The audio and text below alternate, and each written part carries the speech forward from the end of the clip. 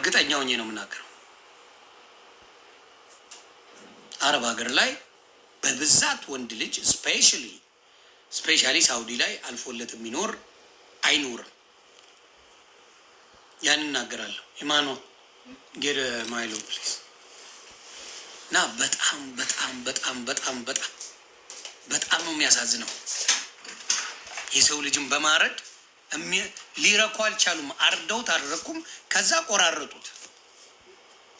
ሰው አንዴ አርደዋል፣ ሞቷል። መቆራረጥ ምን አይነት ሃይማኖት ቢኖራችሁ ነው? ምን አይነት እምነት ቢያሳድጋችሁ ነው? ምን ተብላችሁ አድጋችሁ ነው የሰውን ልጅ ማረድ ችግር እንደሌለ ያደርጋችሁት? አርሲ ላይ አድርጋችሁታል። ይህን ነገር ወለጋ ላይ አድርጋችሁታል። አያችሁ፣ የሰው ደም አሁን እርስ በራስ እያስተራረዳችሁ ነው። እርስ በራስ የሰው ደም አርዳችሁ ጨረሳችሁ። ደም ያሰከራችሁ አሁን ደግሞ እርስ በራስ መተራረድ ጀምራችሁ። ስለዚህ አሁን የአማራ ልጆችን አረብ ሀገር ፈልገዋቸዋል፣ እየፈለጓቸው ነው፣ እያፈላለጓቸው ነው። ተግባባን? እየፈለጓቸው ነው። ስለዚህ ያንን ነገር ህዝቡ ይኸው መንግስት ይህን ነገር ማድረግ እየቻለ አረብ ሀገር ላይ ይህንን ሲያደርጉ በላይቭ የታዩ ከነ ቪዲዮ እየታየ ምንም አይነት ነገር ለማድረግ አላረጉ። የኦሮሞ አክቲቪስቶችም ምንም እንዳትናገሩ አትናገሩ፣ በፍጹም በአማርኛ እንዳታወሩ እያሉ ይለምኗቸው። አራጅ ናችሁ፣ አራጅ ናችሁ። የሰው የአንድ ሰው ነፍስ ከመሬት ተነ ፖለቲካ ውስጥ የሌለ ልጅ ምን ውስጥ የሌለ ልጅ ገና ለገና የወሎ ኦሮሞ ነው ብላችሁ ርድ። ወሎ ላይ ተወልዶ ያደገ ኦሮሞ ነው። ወሎ እንኳን የኦሮሞ አይደለም ታውቃላችሁ፣ ወሎ አማራ ነው። ግን እዛ ላይ ተወልዶ ያደጉ የኦሮሞ ልጆች አሉ። አድገው አብረው ተስማምተው የሚኖሩ የኦሮሞ ልጆች አሉ። እና አሁን እንደዛ እያሉ ወሎ ላይ እያረዱ የት ሳውዲ ላይ እያረዱ ይገኛሉ። እና ጥንቃቄ እንድታደርጉ ነው። እኔ ልጆቻችሁን በተለይ ቆርጣችሁ አትደርሱ። ወንድ ልጆቻችሁን አረብ ሀገር የምትልኩ ልጆቻችሁን ስለምትጠሉ ብቻና ብቻ ነው። አትወዷቸው።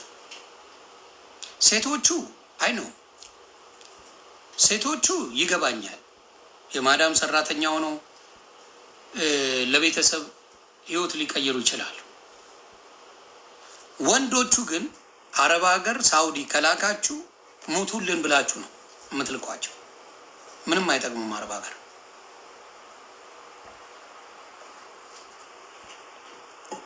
በተለይ በደላላ የምትመጡ በሊጋል መንገድ አረብ ሀገር መሄድ ይቻላል። ኢትዮጵያ ውስጥ በደንብ አለ ሊጋል የሚካሄድ በትክክለኛው መንገድ የሚሄዱ አሉ።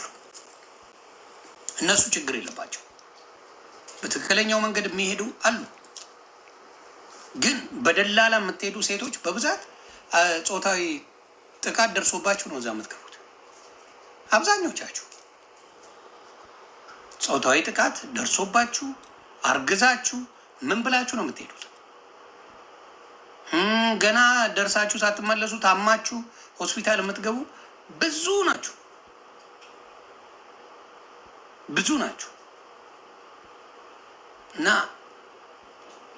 በጣም በጣም በጣም በጣም በጣም ያሳዝናል።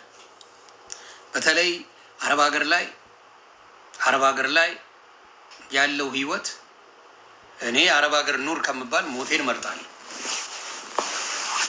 ሞቴን የከክ ሀገር ለምን እራሳቸው ላይ ነው ሞር የሚሰሩት፣ ለራሳቸው ህዝብ ነው ሞር እየሰሩ ሞር የሚለወጡ ያሉት። ለራሳቸው ምንም አይነት የህይወት ልምድ አይኖረም፣ ኤክስፒሪየንስ አይኖረም፣ የምንም አይነት ነገር።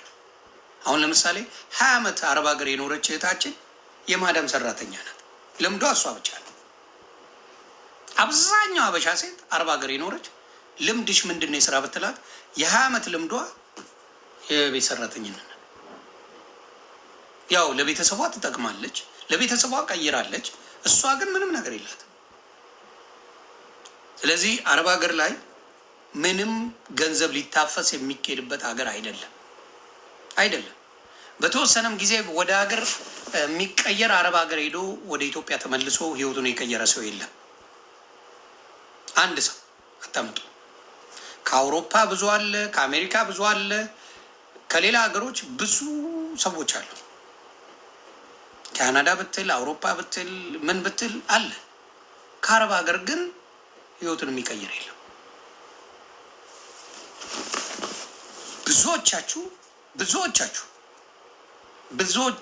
ብዙዎቻችሁን ነው የምለው።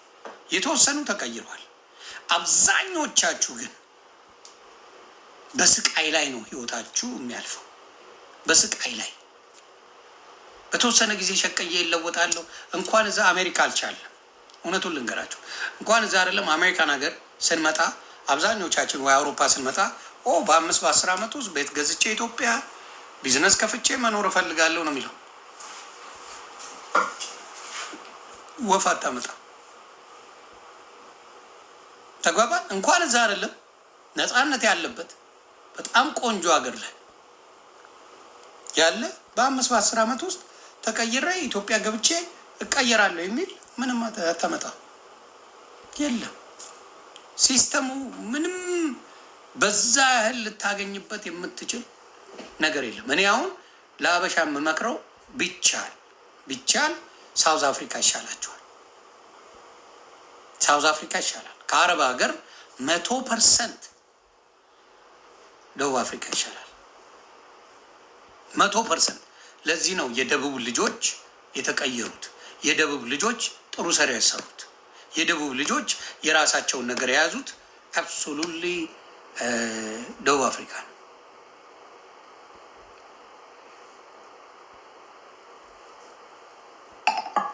እና ባይሆን እመርጣለሁ ሀገር ላይ ነገሩ እስኪያልፍ ነገሩ ምን ነፃነት አለ? አረብ ሀገር የምን ነፃነት አለ? በግ መጠበቅ ነፃነት ነው እንዴ? አፈር መብላት ነፃነት ነው እንዴ?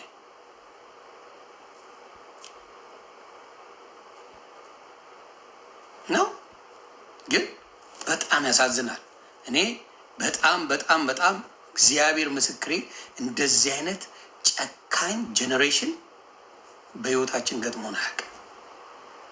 ጨካኝ አርመኔ ጄኔሬሽን፣ ጨካኝ አውሬ አላየንም እንደዚህ።